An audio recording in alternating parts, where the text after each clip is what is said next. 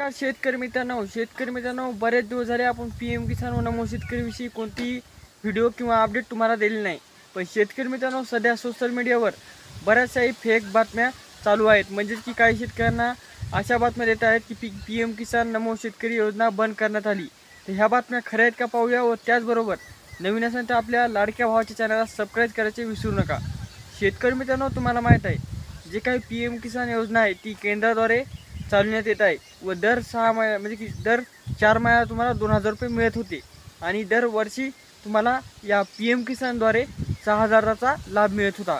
पण शेतकरी मित्रांनो, मागील काही हप्ते होते की जे काही शेतकऱ्यांना मिळाले नाही आणि त्यामध्ये आता ह्या 20वा हप्ता आहे जो की तुम्हाला आता मिळायला पाहिजे होता, पण त्याला थोडी लांबविण्यात आलेली आहे. त्यामुळे शेतकरी आता वाटत आहे की PM किसान योजना बंद करण्यात आलेली आहे.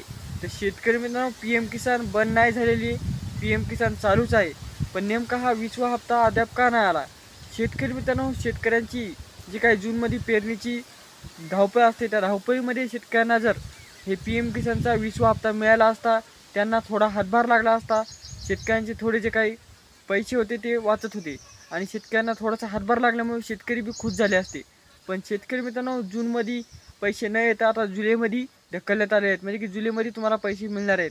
पण शेतकरी मित्रांनो, हे पैसे किती मिळणार आहेत? नेमके PM किसानमध्ये वाढ झालेली आहे का? तर शेतकरी मित्रांनो, कुठलीही वाढ झालेली नाही. PM किसानमध्ये जे काय तुम्हाला 2000 रुपये पहिले मिळत होते त्याचप्रमाणे आता 20वा हप्ता 2000चा या तारखेला मिळणार आहे. जुलै महिन्यात या तारखेला मिळणार आहे. पण त्याच आधी तुम्हाला हे 2-3 कामं करायचे आहेत जे की केली नसतात. सगळ्यात महत्त्वाचं काम शेतकरी मित्रांनो, फार्मर ID प्रत्येक शेतकऱ्यांनी काढणे आवश्यक आहे. कारण की PM किसान नमो शेतकरीच नव्हे तर अनेक नवीन योजनेसाठी ही फार्मर ID खूप आवश्यक आहे. व त्याचबरोबर फार्मर ID म्हणजे काय, तर बऱ्याचशा शेतकऱ्यांना कळत नसेल फार्मर ID म्हणजे काय.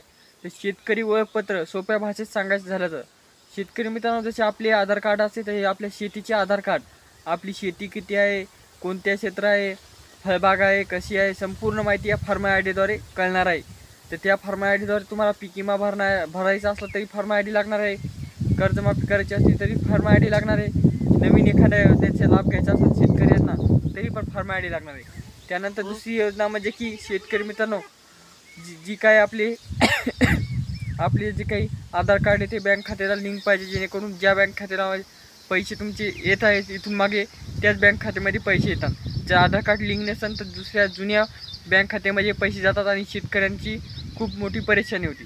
त्यानंतर शेतकरी मित्रांनो, चौथीची अडचण ती म्हणजे की लँडची प्रॉब्लेम तहसील कार्यालयामध्ये जाऊन दुरुस्त करू शकता.